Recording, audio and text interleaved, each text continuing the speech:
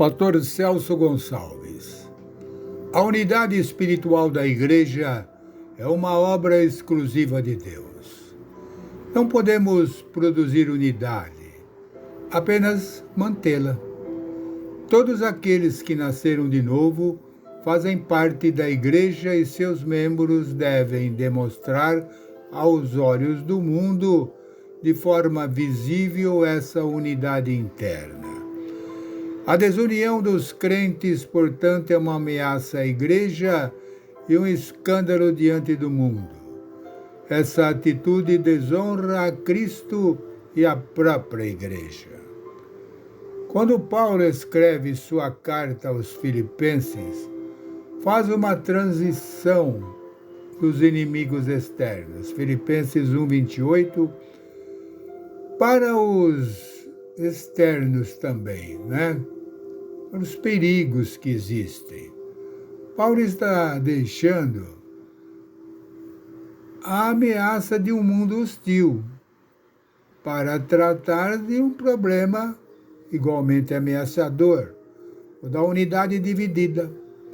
Paulo alerta para o fato de que uma igreja dividida é uma presa fácil no caso de um ataque frontal da sociedade externa. Assim, não basta apenas ficar firme contra os perigos que vêm de fora. É preciso acautelar-se contra o perigo de esboçar-se por causa das divisões internas. Para o apóstolo Paulo, uma santa e una igreja não era apenas um artigo de fé. Antes de exortar a igreja de Filipos sobre a questão da unidade cristã, Paulo dá a base doutrinária. Há 4 pilares que sustentam a unidade cristã. Esses pilares não são criados pela igreja, são dádivas de Deus à igreja. Paulo coloca esses fundamentos em forma de cláusulas condicionais, mas ele assume em cada uma que a condição é verdadeira. Esses pilares já existem e eles precisam ser o alicerce da unidade. Podemos ver a obra da própria Trindade na construção da unidade da Igreja. Os crentes estão em Cristo, experimentando a realidade do amor de Deus pela ação do Espírito Santo. E quais são esses pilares da unidade, você pergunta? Em primeiro lugar, exortação em Cristo, Filipenses 2:1. A palavra grega paraclesis sugere que há uma obrigação colocada sobre os filipenses, oriunda diretamente de sua vida comum em Cristo, para trabalharem juntos e em harmonia. Paulo está convidando os filipenses a lembrar-se dos seus status de comunidade amada por Cristo. Todo crente tem recebido encorajamento, exortação e conforto de Cristo. Essa comum experiência deveria unir todos eles. Ninguém pode caminhar desunido com seu semelhante e ao mesmo tempo estar unido a Cristo. Ninguém pode viver a atmosfera de Cristo e viver ao mesmo tempo odiando seus irmãos. Em segundo lugar, consolação de amor, Filipenses 2:1. Aqui é o amor de Cristo pela igreja que Paulo tem em vista.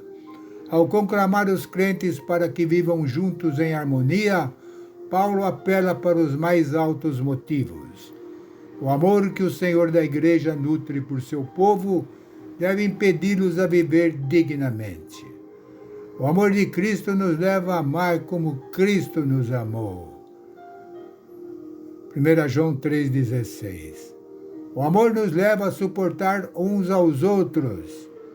O amor nos leva a perdoar uns aos. Em terceiro lugar, comunhão do Espírito. Filipenses 2:1. A participação comum no Espírito, pela qual os crentes são batizados em um só corpo, deveria determinar a morte de toda desavença e espírito de partidarismo dentro da igreja. O Espírito Santo trouxe aos cristãos a comunhão uns com os outros. Aquele que os uniu em Cristo também os uniu uns aos outros. É o Espírito Santo que produz a nossa comunhão com Deus e a nossa comunhão com os irmãos. É o Espírito Santo que nos une a Deus e aos irmãos de tal maneira que todo aquele que vive em desunião com os seus irmãos dá provas de não possuir o dom do Espírito. Em quarto lugar, entranhados afetos e misericórdia, Filipenses 2:1. Palavra grega splanchta, afetos, significa literalmente as entranhas humanas, consideradas como a sede da vida, ou melhor, a sede da vida emocional. Filipenses 1:8. Enquanto no primeiro capítulo a palavra está se referindo ao amor de Paulo pelos filipenses, aqui ele se refere ao amor de Cristo por eles. E através deles é que a palavra grega oiktimoi, misericórdias, é a palavra que descreve a emoção humana da piedade eterna. A irmandade em uma igreja não se limita a sentimentos, nem se resume em atividades de ajuda e frias ações. Certamente nossas estranhas precisam ser movidas e as aflições do nosso irmão precisam despertar em nós uma viva compaixão. Amém. Obrigado, Pai. Obrigado por esse conselho. Realmente, nós precisamos nos preocupar mais com as aflições dos nossos irmãos, das pessoas que nos rodeiam. Porque senão não adianta nada orar sem essa fé, sem esse despertar. Ajude-nos, Pai, a praticar. Eu oro em nome de Jesus. Amém.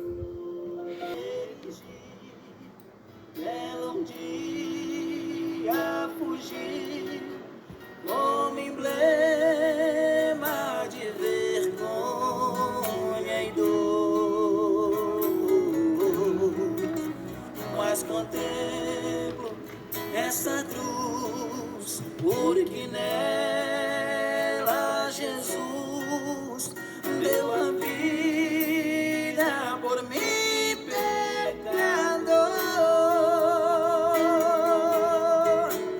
Se eu amo a mensagem da cruz, até morrer